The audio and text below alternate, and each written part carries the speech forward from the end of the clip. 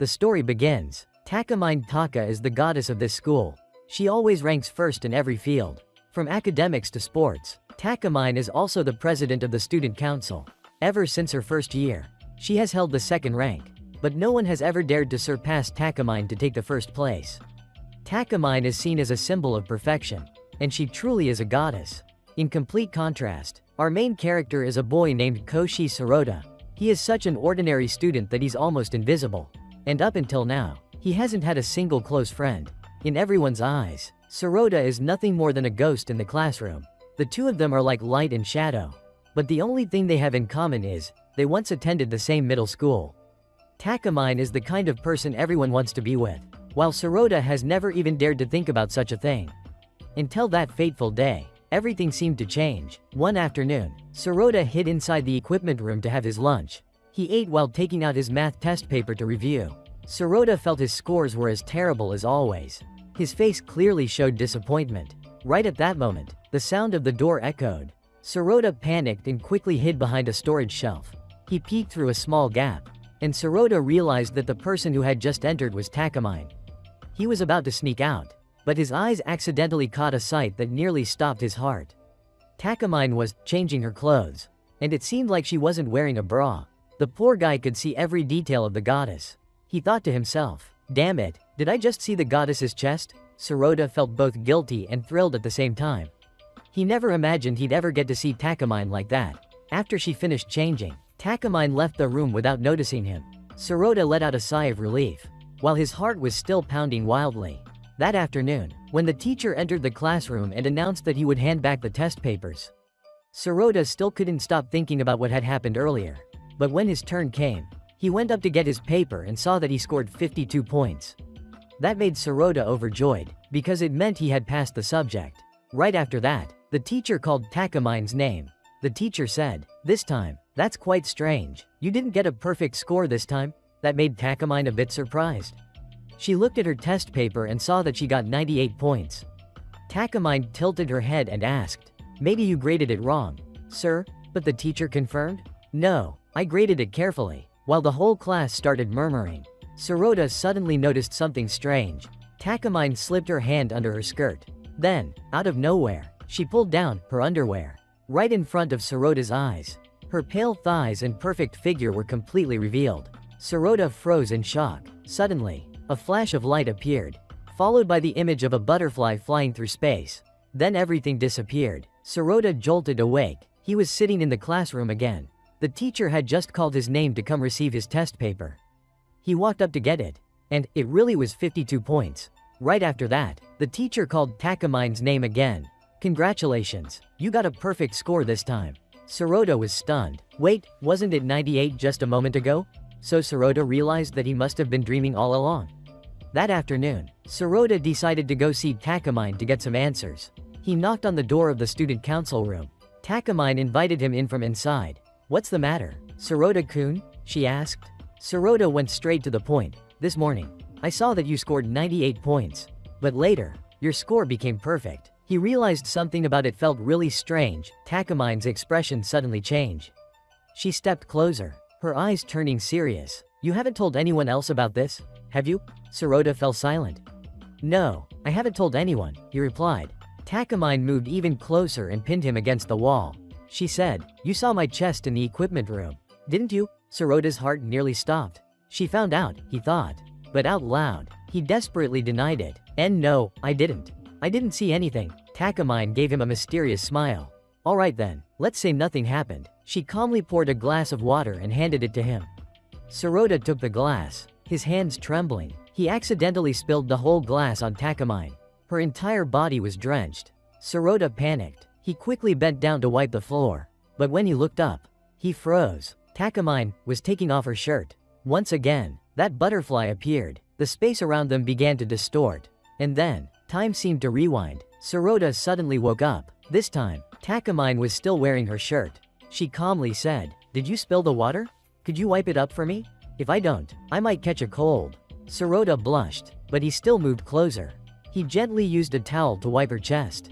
Takamine stared straight at him and asked, "Don't you notice anything strange?" She frowned slightly.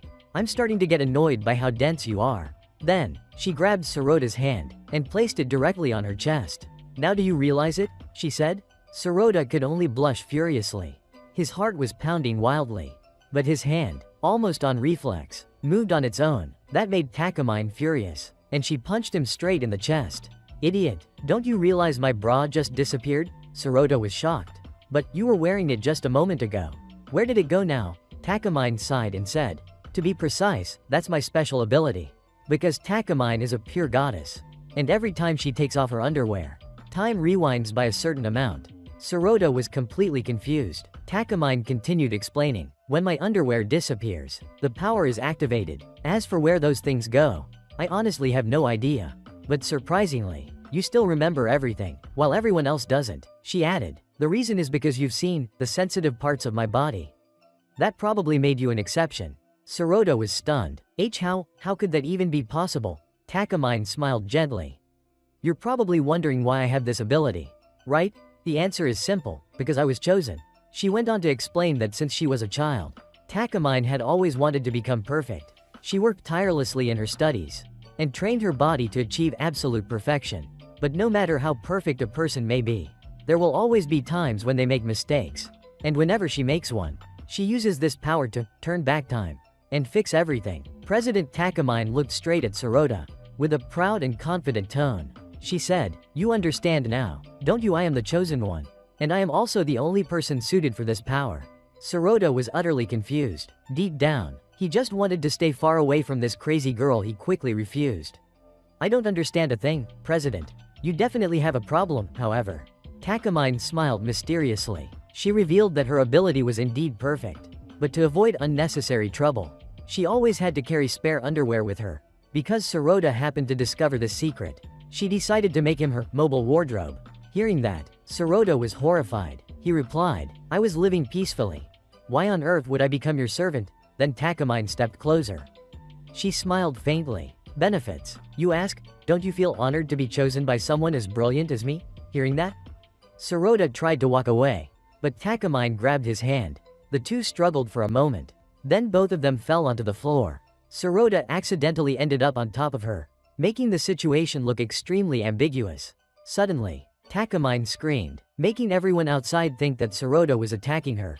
But when the door opened, the scene before their eyes left everyone stunned. A male student was lying on top of the student council president.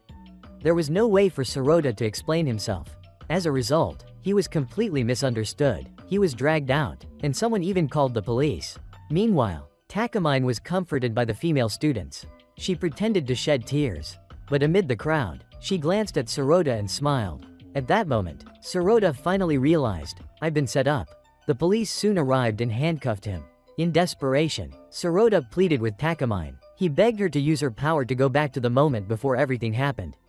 Takamine looked at him with great interest. In a superior tone, she said, "You want me to help you? Huh? Then promise to become my mobile wardrobe," she said. Sirota had no other choice. He lowered his head and agreed reluctantly. Takamine gave a triumphant smile.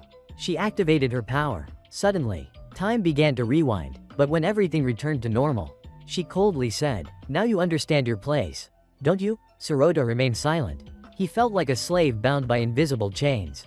Takamine, on the other hand, looked completely at ease. She said, "You should be grateful to me. I just saved you from a rape charge." That made Sirota furious. He quickly retorted, "But you're the one who caused that situation." Takamine raised an eyebrow. With a threatening tone, she said, "Do you want to be accused again?" Hearing that, Sirota froze in fear. He immediately knelt down. "I'm sorry, President," he said, seeing that he had learned his place. Takamine assigned him his first task, helping her put her underwear back on. Sirota was dumbfounded. He asked why she couldn't do it herself. Takamine gave him a sharp look. "Do you want to go to jail?" she replied. "Mobile wardrobe?" he muttered. And so, the poor guy reluctantly did as she said. His hands trembled as he obeyed, terrified of the monster standing before him. That made Takamine burst into laughter. But when she noticed that he had his eyes tightly shut, she asked, "Didn't you already see my chest earlier?" Sirota's face turned bright red. He stammered, That was an accident." The older girl couldn't resist teasing the innocent boy.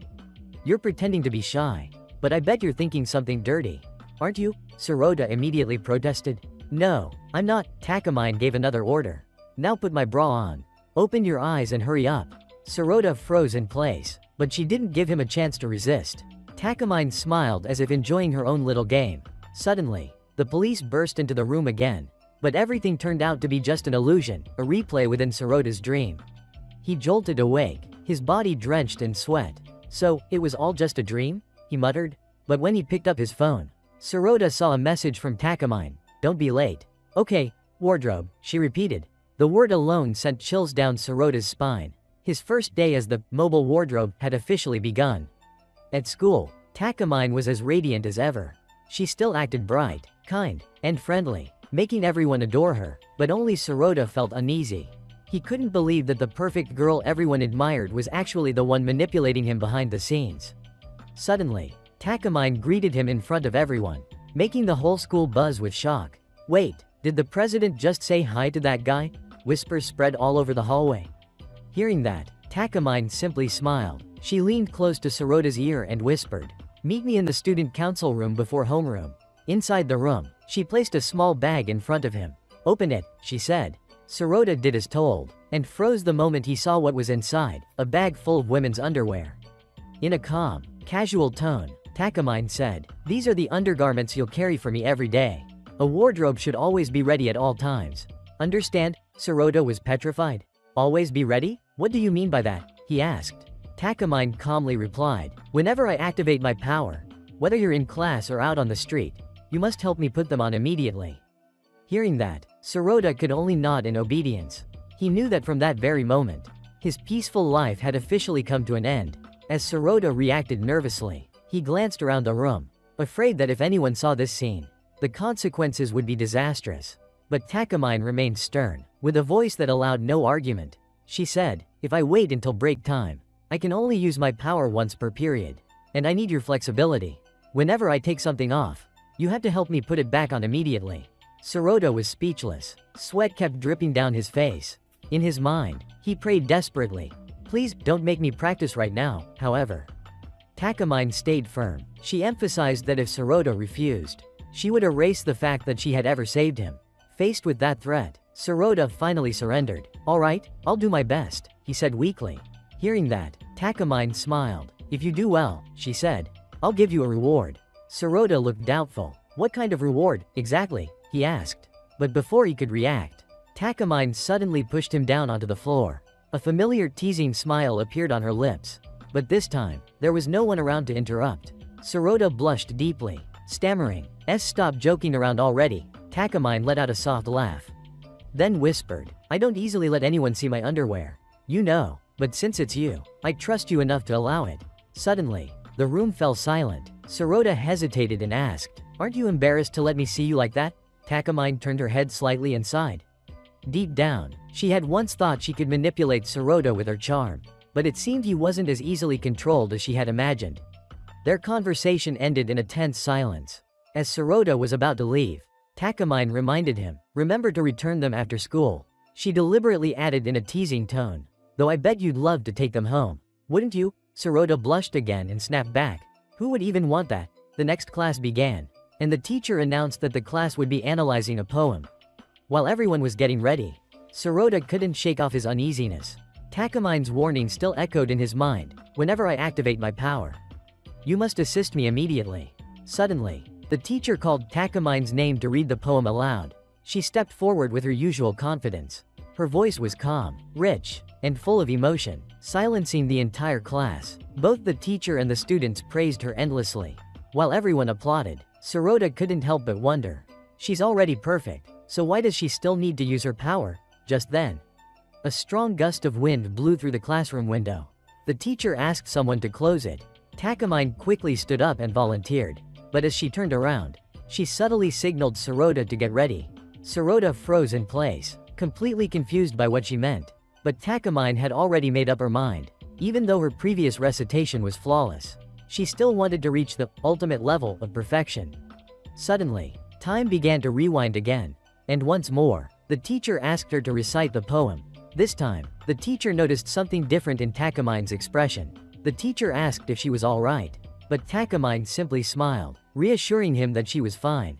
Then, as the wind blew again, she began her second recitation. It was the same poem as before, yet this time, her tone and emotions were completely different. The poem felt so deep and moving that the entire class seemed to drift into another world. When she finished, a thunder of applause erupted across the room.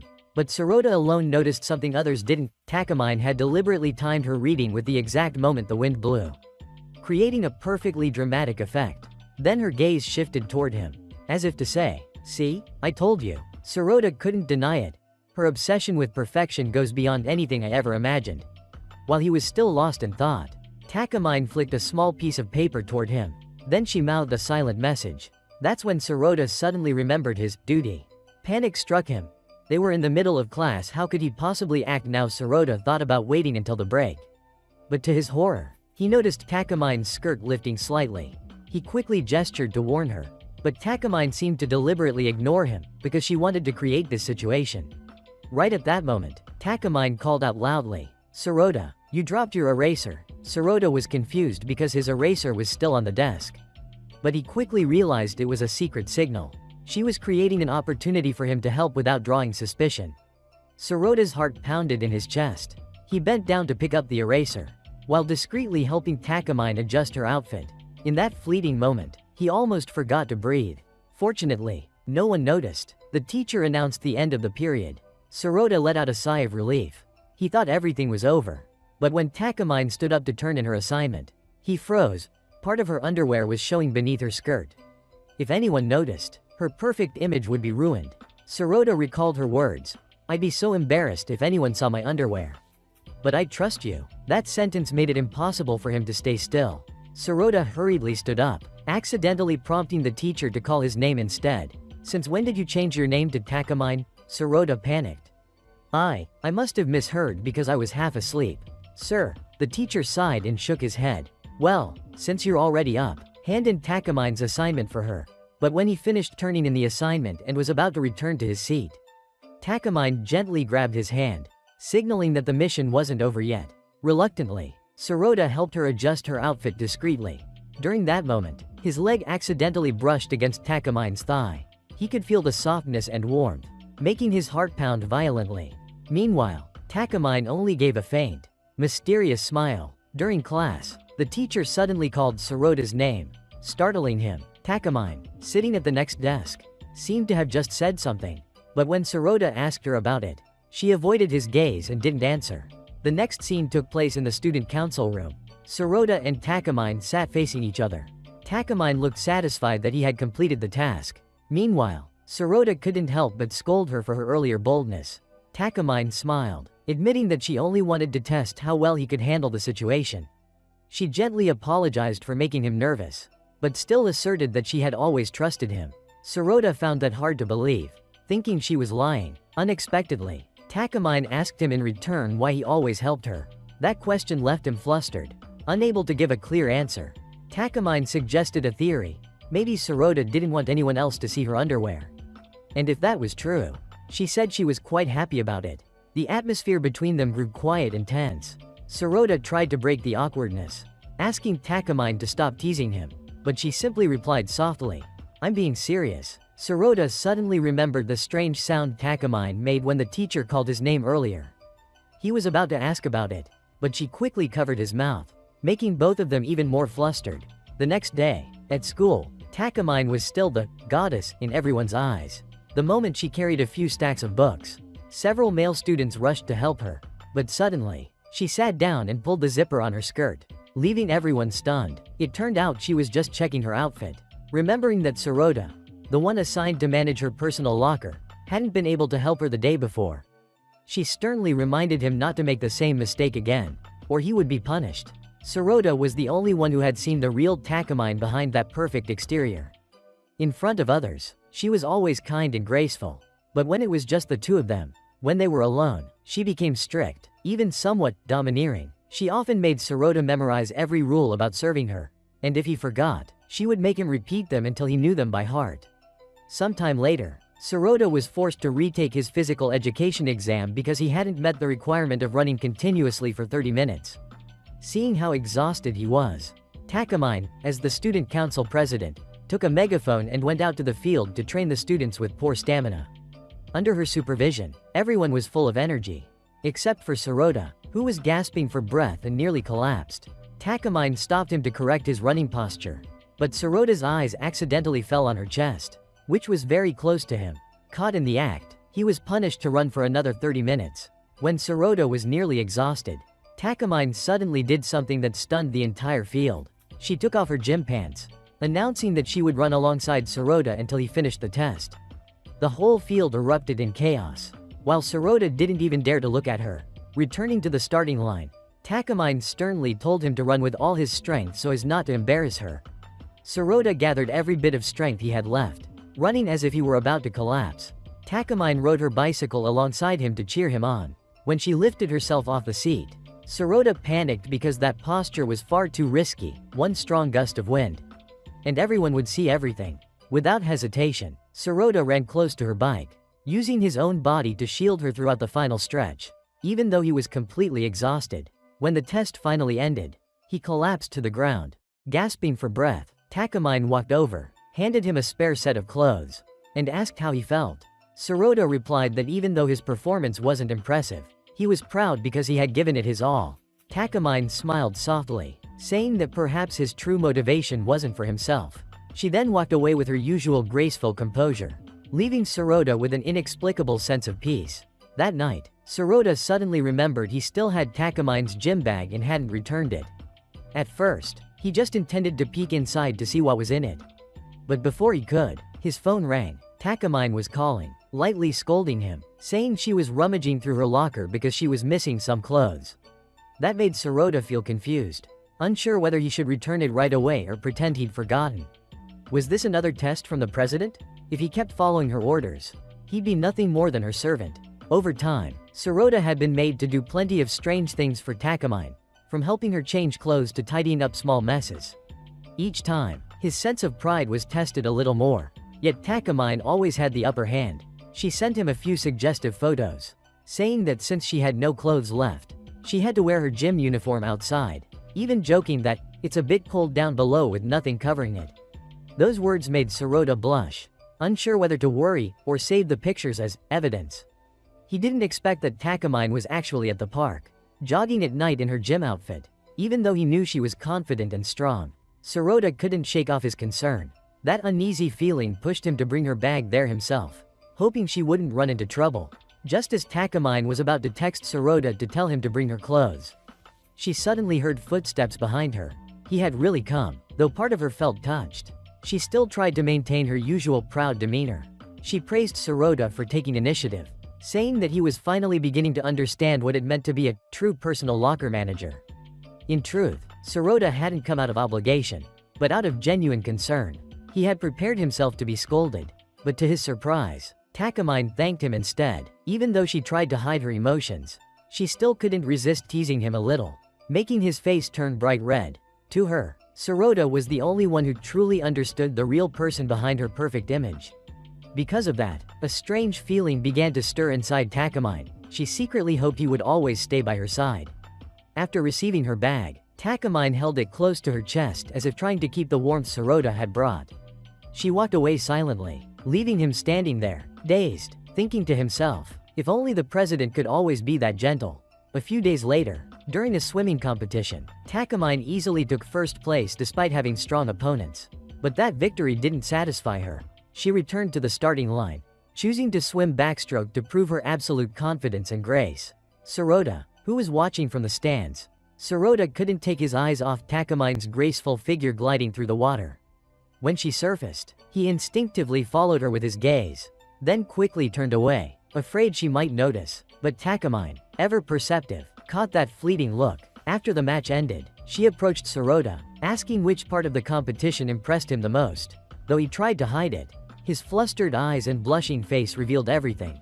Takamine smiled softly, leaned closer, and whispered, "Actually, I wasn't wearing a bra during the match." That sentence left Sirota completely frozen, realizing that his limits were being pushed too far. To end her teasing, Takamine invited him to meet her after school. That afternoon, she brought Sirota to a lingerie store, saying she needed to buy some new clothes to wear at home. She claimed she couldn't decide which style to pick, so she wanted the opinion of her personal locker manager. Sirota, embarrassed but unable to refuse. Followed her inside. The more flustered he looked, the more amused Takamine became. She even teased him, saying, "You'll have to help me put it on sooner or later anyway." When she went to try on the clothes, Takamine suddenly lifted her skirt, ordering Sirota to choose right there on the spot. Cornered and flustered, he hastily picked a revealing set, then quickly changed his mind and chose a modest blue one instead. Afraid of being misunderstood, Takamine looked surprised and asked why he changed his choice. Sirota answered honestly, "Because to me, you're like the sky, free, deep, and proud. Blue suits you the best." Hearing that, Takamine fell silent. It was one of the rare times she didn't respond with teasing or a playful remark. When they stepped out of the elevator, she quietly said, "I won't wear that one," then turned away, hiding a faint smile and the blush spreading across her cheeks.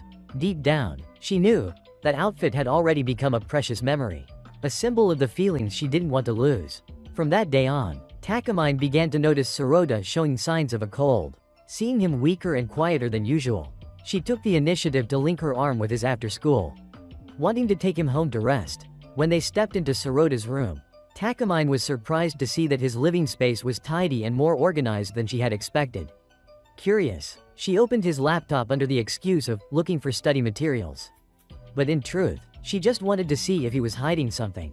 After checking through Sirota's computer, Takamine realized there was nothing unusual, just a few ordinary study files. Sirota immediately closed the laptop, reminding her not to invade other people's privacy so casually. Takamine only laughed, justifying herself by saying it was a maintenance check to make sure he was still functioning properly. Despite her constant teasing, Takamine still took the initiative to go into the kitchen and cook a meal for Sirota. Before leaving, she teasingly remarked that she would cook while being lightly dressed. Sirota panicked, afraid she might catch his cold, so he hurriedly pushed her out of the room. When he woke up, he found a bowl of warm porridge and a damp towel already set on the table. Everything had been prepared by Takamine. She gently told him to rest well and finish the porridge. While eating, Sirota couldn't help but wonder why someone who always teased him suddenly became so caring. Perhaps it was her way of encouraging him to keep trying. While cleaning up, Takamine overheard Sirota complimenting her cooking. A faint sense of happiness flickered in her heart. Without saying a word, she slipped under the blanket and lay close beside him to keep him warm. Sirota's face turned red. He tried to stay calm, but his heart was pounding uncontrollably. Before he could react, Takamine had already taken off her jacket, smiling as she explained that she was just sweating from gym class, and that she didn't smell bad at all. She teased him further, asking if Sirota had any unusual preferences.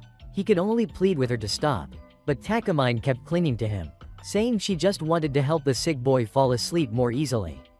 In that soft, hazy warmth, Takamine gently apologized for going too far. Her words made Sirota freeze. He had never expected to hear an apology from someone as proud as her. She pulled him closer, saying that this method would help him sleep better. In his drowsy state, Sirota could still hear her gentle voice, and his heart felt strangely at ease. Even if he didn't know whether Takamine truly cared or not, at least in that moment, she was no longer the cold, untouchable student council president, but just a warm and gentle girl like anyone else. Before falling asleep, Sirota gathered his courage and asked why she was being so kind to him. Takamine only smiled, gently wishing him a good night. As she left, she saw a few children playing near the park, and suddenly remembered her own lonely childhood.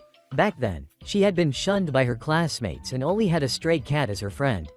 Coincidentally, the boy who used to bring milk for that cat was none other than Sirota. That small memory was something Takamine had always kept in her heart. That night, Sirota texted her to thank her, then reheated the bowl of porridge in the fridge. As he ate, he couldn't help but think about Takamine's rare gentleness, and felt as if his fever was returning. The next day, when Takamine found out Sirota had forgotten to do his homework, she immediately offered to help. In return, she jokingly demanded that he strip and spin around 3 times, her usual playful tease. Despite feeling nervous, Sirota refused, determined to finish it on his own. Takamine smiled. She praised him, saying that he had finally understood the joy of making an effort. In class, Sirota used every spare minute to finish his work, while Takamine continued to stand out as always. When the teacher accidentally bumped into her, causing her handwriting to go off balance, Takamine was about to use her power to rewind time but stopped herself. She decided to fix it manually. choosing not to rely on her special ability. That action made Sirota realize that she was trying to restrain herself, trying to live more honestly as her true self. During the break, Takamine was asked to help a girl choose a gift for her boyfriend. When the girl complained that a new model had just been released, Takamine briefly thought about using her power to adjust the timing. But once again, she refrained. She simply told the girl that she could exchange the gift if it hadn't been used. Throughout the day, Sirota noticed that Takamine looked exhausted, but because of that, he managed to finish his homework on time. After class, Sirota asked worriedly why she kept pushing herself so hard. Takamine smiled, saying that today had been a perfect day for her, one that didn't need to be changed at all. She then teased him, saying that if he really wanted to go back in time, he could start by undressing her himself. Sirota couldn't understand why she had to be so stubborn. But then he realized, what truly mattered wasn't the power itself, but the choices each person made. He closed his eyes, intending to activate his ability. But when he opened them again, he was still standing in the hallway. Takamine had cancelled the activation at the very last second. She didn't want Sirota's hard work to be erased, nor did she want everything to return to how it was before. Before leaving, Takamine said that from now on, she would keep a closer eye on the slave to prevent any unnecessary trouble. She declared that she would personally tutor him during the upcoming summer break. During the summer vacation, Sirota was invited to Takamine's house for makeup lessons. Even with her patient guidance, he kept making mistakes, leaving Takamine sighing helplessly. In the end, she had no choice but to use her ability to rewind time a few minutes and reteach her slow-witted student. Before starting again, Takamine went to the kitchen to make some coffee to stay alert. She regretted not being able to let Sirota try her mother's homemade cake. Since her parents were away on a trip, leaving only the two of them in the house, Sirota tried to study again, but he kept making the same mistakes. Takamine began to suspect that he was deliberately dragging things out so he wouldn't have to leave early. There was also a cat in her house, and when she saw how fascinated Sirota was, Takamine went to look for it so she could bring it out and show him. After a while, Sirota finally saw the cat, but to his surprise, Takamine appeared dressed in a cat cosplay outfit. She mimicked the real cat's movements so perfectly that Sirota couldn't focus on his studies at all. The more she got into character, the more flustered Sirota became. In the end, they had to stop the lesson because it was getting late and heavy rain had started outside. Worried that it wasn't safe for Sirota to go home in such weather, Takamine suggested that he stay the night. She had already prepared blankets, pillows, and even dinner for the two of them. While they were talking, Takamine heard a noise outside the door, so she picked up the cat and held it in her arms. She tried to tell a few funny stories to ease the tension. Then, suddenly, the lights went out. Takamine sat down on the bed, asking Sirota to tell her about his elementary school days. But he only talked about random, trivial memories, which made her feel slightly bored. Finally, Sirota mentioned a girl who used to take care of a stray cat with him under the rain. He once confessed to that girl, but after being rejected, she disappeared, and so did the cat. Hearing that, Takamine fell silent for a moment, then softly asked, "If you met her again, what would you do?" Sirota hesitated. He asked if Takamine happened to know that girl. Takamine looked slightly surprised, then smiled and said that as long as he still remembered. That was enough. A flash of lightning lit up the sky, startling Takamine. Even though she tried to act brave, she was still afraid of thunder, and instinctively jumped into Sirota's arms. At that moment, Sirota realized that beneath her usual cool and composed exterior, Takamine also had a soft and endearing side. When the lights came back on, Sirota said there was no need to prepare dinner, but Takamine immediately gave him a sharp glare. She declared that she would still cook, but under one condition: they would role-play as husband and wife.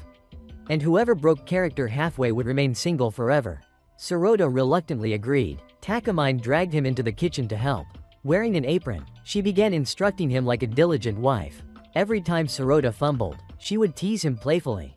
Because he was too distracted by watching Takamine, he accidentally burned the sausages. Seeing that, Takamine used her power to rewind time and fix the mistake, teaching him all over again. After a while, the two of them sat down to eat together. According to the game's rules, the wife had to serve food for her husband. Though Sirota felt embarrassed, he obediently followed along. Takamine seemed delighted, chatting and eating as if they were a real couple. The meal ended in a calm and pleasant atmosphere. Sirota volunteered to clean the dishes, while Takamine was invited to take a bath first. However, She refused, saying they could bathe together to save time. Although Sirota blushed and protested, Takamine just laughed, saying he was taking things too seriously. She insisted it was all part of a special training session, meant to make him stronger and more confident in his work. Sirota knew Takamine was only teasing, but her closeness made it impossible for him to focus.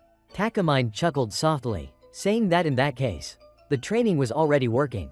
A few days later, the school held a fireworks festival, and Takamine called Sirota to escort her there. She said that tonight, she just wanted to relax and enjoy the festival without being bothered by anyone. She wore an elegant yukata, looking both graceful and proud. Before heading out, she asked Sirota to help adjust her outfit, worried it might come loose in the crowd. Though embarrassed, Sirota awkwardly helped her, just hoping to finish quickly before anyone noticed. On their way, they overheard some people whispering, saying that Sirota wasn't good enough for Takamine. He stayed silent, hoping she hadn't heard them. But Takamine, who rarely cared about what others thought, simply smiled confidently and pulled him along. As they passed by couples holding hands, Sirota couldn't help but imagine what it would be like to date Takamine like that. When the fireworks began, Takamine looked up at the dazzling sky and softly said she didn't want the night to end on a dull note. Instantly, she activated her power to rewind time by a few minutes, hoping to find a more perfect moment. This time, she chose the path that led across the nearby bridge, in the place where many couples were standing and watching the fireworks. She stopped in the middle of the bridge and told Sirota to wait for a moment. He thought she was trying to create a romantic moment, so his heart began to race. But Takamine only softly asked him to help fix her outfit one more time. Though a little disappointed, Sirota did as she asked. After several rewinds and replays, Takamine still couldn't find the perfect moment she was looking for.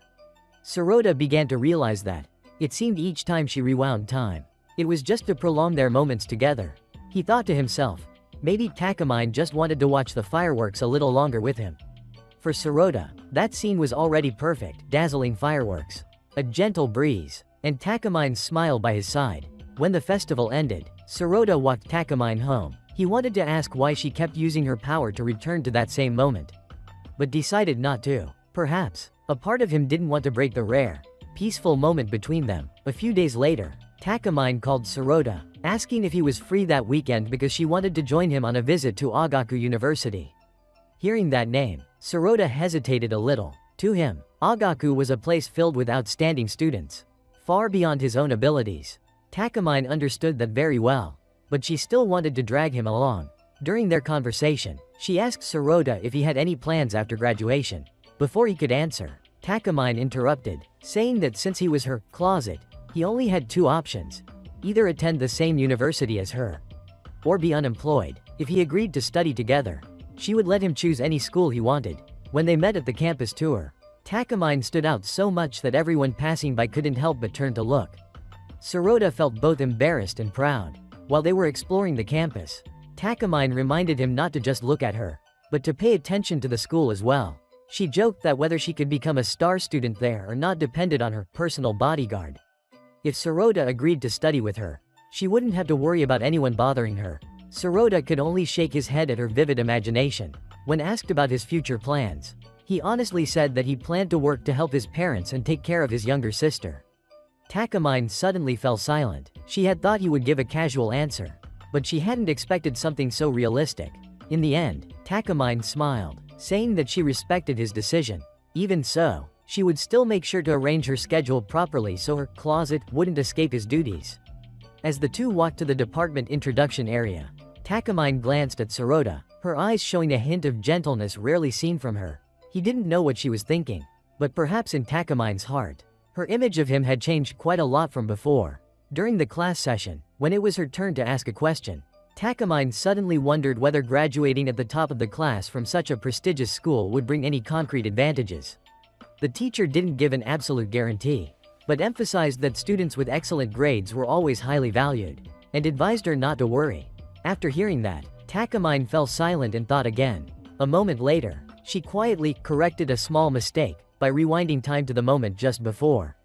To ask that question again, when Sirota looked confused, she simply smiled and explained that she had accidentally said the wrong school name the first time, so she wanted to correct it perfectly. After that, she gestured for Sirota to help her adjust her outfit again. which left him flustered, but he reluctantly complied. As they left the school, Takamine softly remarked that the learning environment there was truly something to dream about. Sirota asked if fixing just a few words like that was really necessary. Takamine replied that, to her, every little detail contributed to a perfect image, something she always wanted to maintain in front of everyone. She also reminded him that since Sirota had chosen to work after graduation, his supporting role would eventually come to an end. She said she would make full use of him during this final year. With that, she turned away, leaving Sirota standing still, unsure whether to feel happy or sad. The next morning, Sirota was still preoccupied with Takamine's words. He tossed and turned all night, not understanding why he felt so heavy-hearted. Just as he arrived at school, Takamine appeared and reminded him to stay focused since morning had already come. But right after that, Sirota noticed that her skirt had gotten caught on her bag and was pulled up. He immediately reacted, rushing over to cover her before anyone else could notice. Takamine looked a little flustered, but still maintained her calm demeanor, making an excuse that she was participating in an energy-saving campaign, and urging Sirota to hurry up because they were running late. Today, she seemed different. She was wearing only one sock, forgot to recharge her train card, and occasionally appeared unusually absent-minded. Sirota was quietly surprised to see someone as perfect as her make such small, careless mistakes. On the train, Sirota was still puzzled by her strange behavior. When the train doors closed, the edge of Takamine's shirt got caught, causing a button to pop off. He quickly reached out to steady her so she wouldn't fall, and everyone's eyes immediately turned toward the two of them. Takamine remained silent, slightly furrowing her brows before resetting time as if nothing had ever happened. That afternoon, when they arrived at cram school, Sirota still remembered the faintly sorrowful look in Takamine's eyes, the look of someone about to let go of something precious. Although he still wanted to take the university entrance exam, he knew tuition fees were a serious issue. So he told himself to work harder instead of just dreaming. As he was leaving the tutoring center, Sirota accidentally bumped into a beautiful girl. She recognized him immediately and hugged him tightly, leaving Sirota completely stunned. She introduced herself as Eri, his close friend from elementary school whom he had lost contact with for many years. After finishing the enrollment procedure, the two of them went outside to talk. Eri had grown up now, energetic and working as a freelance model. She still had the same innocent charm as before, which made Sirota feel at ease. They took a walk through the park, the place where they used to play as children. Eri brought up the old summer water balloon game they once played. She quickly ran off to buy some balloons, still full of energy like the child she used to be. When the game started, Eri accidentally burst a balloon, soaking herself completely. Sirota hurried to find a towel to help her, but she just laughed, saying it was fine and teasing that he was still as shy as back then. They both laughed together, dissolving the awkward atmosphere. Sitting under the shade of a tree eating ice cream, Eri asked about Sirota's plans for the future. He admitted that he didn't have a clear plan yet, and that he felt pressured when someone asked him to take the university entrance exam together. He was afraid he wasn't good enough and would end up disappointing that person. After hearing that, Eri smiled, saying that the other person must be very important to him, because if there were no feelings involved, he wouldn't be so concerned. She assured him that the other person definitely cared about him too. It's just that neither of them was willing to admit it yet. Her words left Sirota frozen in place. For a moment, Takamine's image appeared in his mind, the strong girl who sometimes seemed strangely lonely. Sirota suddenly realized that, no matter how many misunderstandings stood between them, Takamine still held a special place in his heart that he couldn't easily forget. While Sirota was still talking with Eri, the nightmare he feared most suddenly came true. Takamine appeared out of nowhere, her expression as cold as ice. He froze on the spot, feeling as if he had just been caught doing something wrong. Seeing Eri resting her arm casually around Sirota's shoulder, Takamine felt an unexpected pang of irritation, though she herself couldn't quite understand why. Trying to remain calm, Takamine asked Sirota about his relationship with the unfamiliar girl, but before Sirota could answer, Eri quickly cut in. Eri said that the two of them were just playing around for fun. She pulled a water balloon from her pocket and explained that it was part of a summer game they used to play as kids. Takamine stood still, feeling both doubtful and embarrassed, even though she tried to convince herself that this was just a misunderstanding. She couldn't help feeling uneasy seeing how happy they looked together. Eri, still carefree, invited Takamine to join in, saying, "It's worth it even if we get wet." Feeling provoked, Takamine couldn't hold herself back and agreed. Before he could even understand what was happening, Sirota was suddenly slapped across the face. Takamine spoke sternly, saying that such intimate gestures should only be shared between people who truly have feelings for each other, not just anyone. The atmosphere immediately grew tense. Seeing that, Eri quickly explained that they were only playing a water balloon game, and there was absolutely nothing more to it. She then realized that Takamine was actually her old classmate from elementary school PE class, the energetic girl she used to know. Eri quickly made peace, saying that everything had just been a misunderstanding. Takamine, speaking softly, advised them to be more mindful of their actions in public, then excused herself to leave. Eri stopped Takamine for a moment to talk privately, asking Sirota to go buy some drinks. When only the two of them were left, Eri apologized for her overly friendly behavior earlier. She confessed that, since she studied in an all-girls environment, she wasn't used to keeping distance from men. Eri admitted that if she were in Takamine's position, she would also feel upset seeing the person she liked in such a situation. She complimented Takamine, saying she was a beautiful and strong girl, which made Takamine blush slightly. However, Eri still kept her carefree attitude, casually putting her arm around Takamine's shoulder and leaning close to her. When Sirota returned, Takamine immediately warned Eri not to mention the conversation they had just had. Eri nodded, saying she had to leave for a photo shoot, waving goodbye, and promising to see Sirota again at cram school. On the way home, Sirota told Takamine that he had used up all his savings to pay the tuition fees, even though he knew his chances of passing the university exam were slim. Hearing that, Takamine stayed silent for a moment before turning away, scolding him for not telling her sooner. She said that if they combined scholarships and financial aid, they could still find a solution. Even though Sirota's current academic level was weak, she believed she could help him prepare for the exam. Sirota refused because he didn't want to trouble her, but Takamine disagreed. Without saying another word, she used her time reversal ability to force him to accept her offer. She firmly declared that from now on, she would take responsibility for his studies, and the only thing he should say at that moment was, "Thank you." Though reluctant, Sirota still nodded in agreement. From then on, Sirota began visiting Takamine's house regularly for study sessions. Under the watchful eyes of a small cat, they spent long, intense hours together, but those moments were also filled with warmth. Takamine gradually realized that those times made her happier than any other moment in her day. After one tutoring session, Sirota and Eri happened to run into Takamine on their way home. Eri suggested that all three of them have dinner together at a family restaurant. While waiting for their food, Sirota talked about his first class, saying he had already made a few new friends and was starting to feel more comfortable. Watching Sirota and Eri chat happily, Takamine felt a storm rising in her heart again.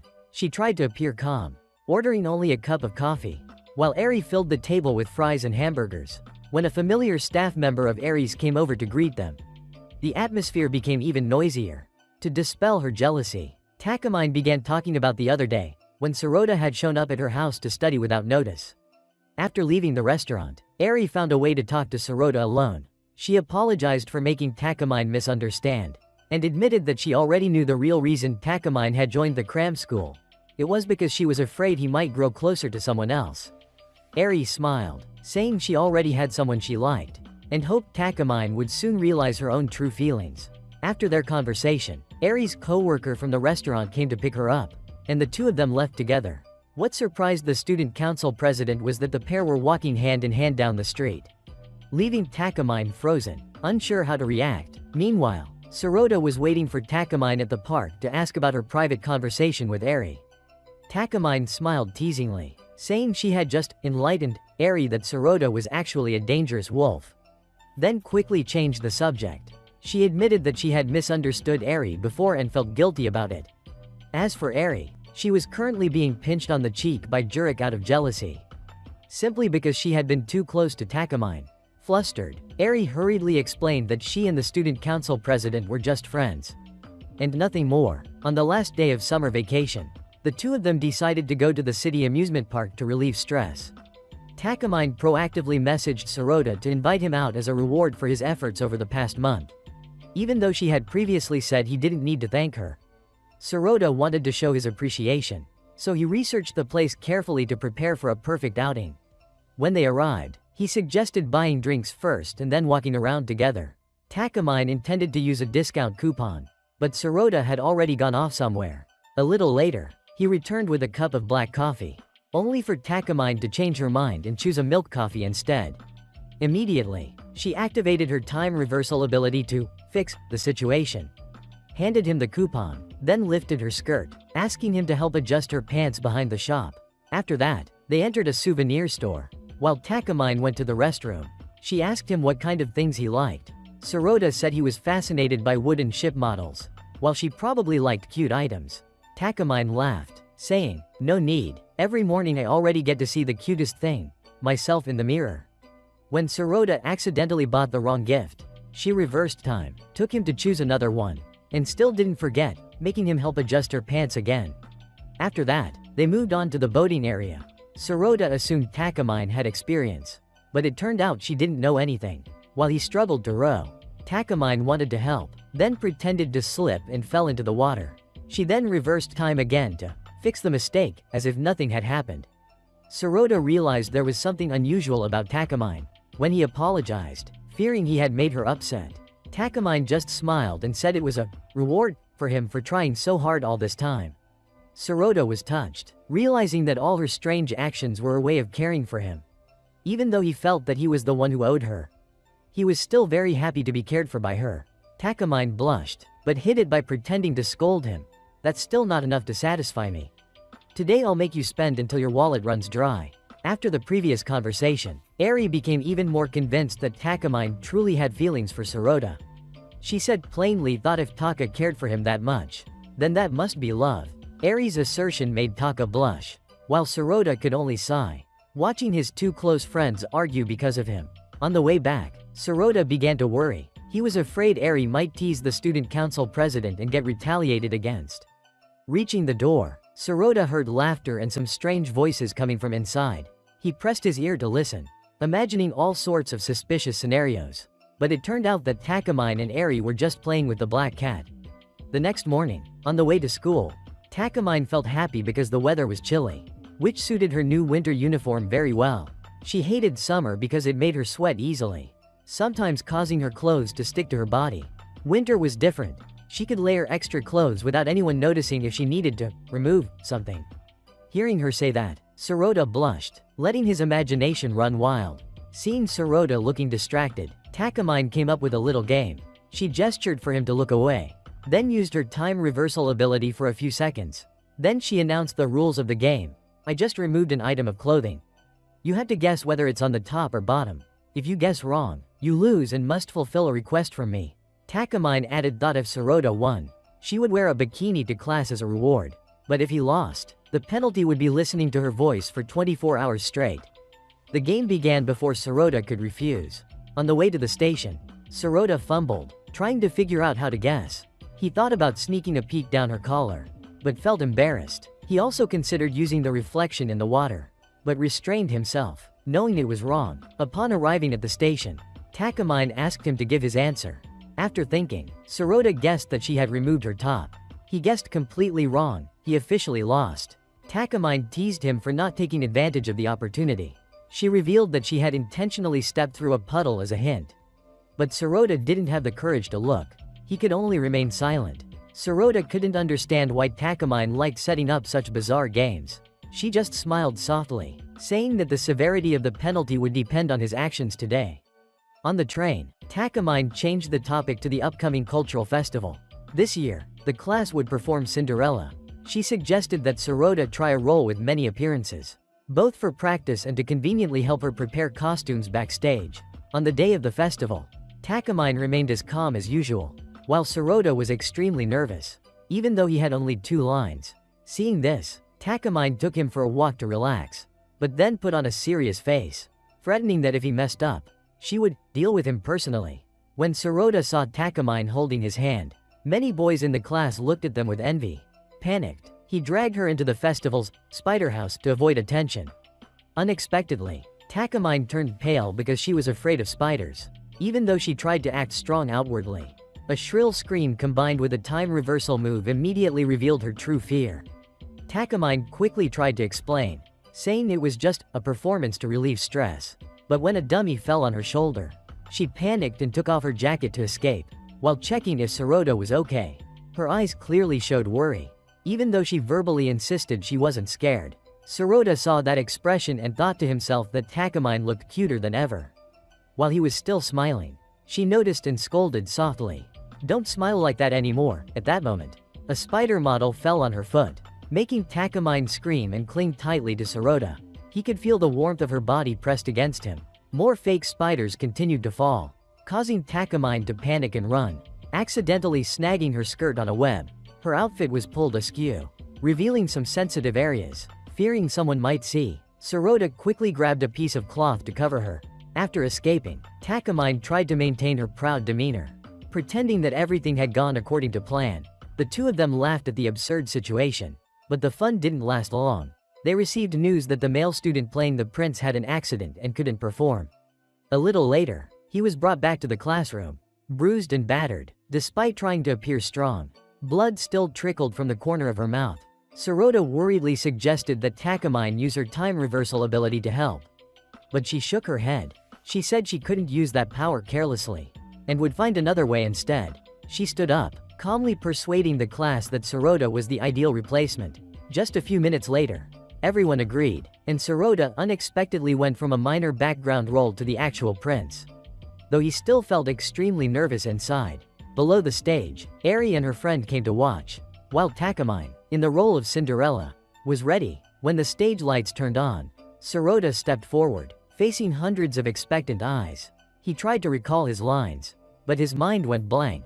In that silent moment, he remembered the night on the rooftop, where Takamine had held his hand and spoken about the fear of losing what was most important. Thinking of her gaze, Sirota took a deep breath. Summoning all his courage, he lifted his head and looked toward Takamine, and for the first time, truly became her prince. Instead of shining like a prince, Sirota only made himself a burden to Takamine. On stage, she suddenly pushed him down, then used her time reversal ability to go back a few minutes. When time stopped, Takamine dragged Sirota into the dressing room, angry that the performance had been interrupted by his clumsiness. After calming down, she said that the audience's gaze didn't matter as much as him focusing on her, the only person trusting him. Though her words were somewhat stern, Sirota could feel the care hidden in her tone. Thanks to that, he gradually regained his composure to continue the play. At the climax scene, Sirota decisively handed the glass slipper back to Takamine, the Cinderella on stage. Even as the audience cheered, Takamine didn't forget to tease Sirota, making him blush while he knelt to help her put on the shoe. At that moment, the male student who had originally been chosen as the prince, the one who had been in the accident before the festival, suddenly appeared. He openly criticized Sirota as an imposter, not worthy of standing beside Takamine due to his less striking appearance. Eri immediately stood by Sirota, asserting that he had his own charm, though she didn't explain the reason clearly. Backstage, a friend quickly sent a message asking them to improvise so the play wouldn't be ruined. On stage, the troublemaker tried to overact to grab Takamine's attention. Sirota, though not skilled at improvising, still stood in front of her, determined to protect his co-star. He declared that if others didn't know how to respect Takamine's feelings, he would be the one to bring her happiness. His words left the entire audience in silence, while Takamine looked at him with a surprised, different gaze. The story reached its climax. Cheered on by the audience, Takamine rushed over, giving Sirota a kiss that stunned everyone. When the lights went down, she grabbed his hand and led him off the stage, leaving the antagonist standing dumbfounded behind. In her role as Cinderella, Takamine answered her co-star's question with a playful smile, saying, "The pair of shoes has been given to the couple who will leave together." Cheers echoed throughout the hall, especially from Eri, who had always supported them. After the performance, the troublemaker was praised as a catalyst that made the play more dramatic. Meanwhile, the female students were curious about Takamine's kiss, but she only said it was part of the script. Nevertheless, the smug smile on her face revealed otherwise. That night, the festival atmosphere was still filled with laughter. In the classroom office, Takamine praised Sirota for how he handled the situation, while Sirota remained shy, not fully understanding the true reason why Takamine had kissed him in front of everyone. When their eyes met, he mustered all his courage to ask, but Takamine just smiled, letting him guess for himself.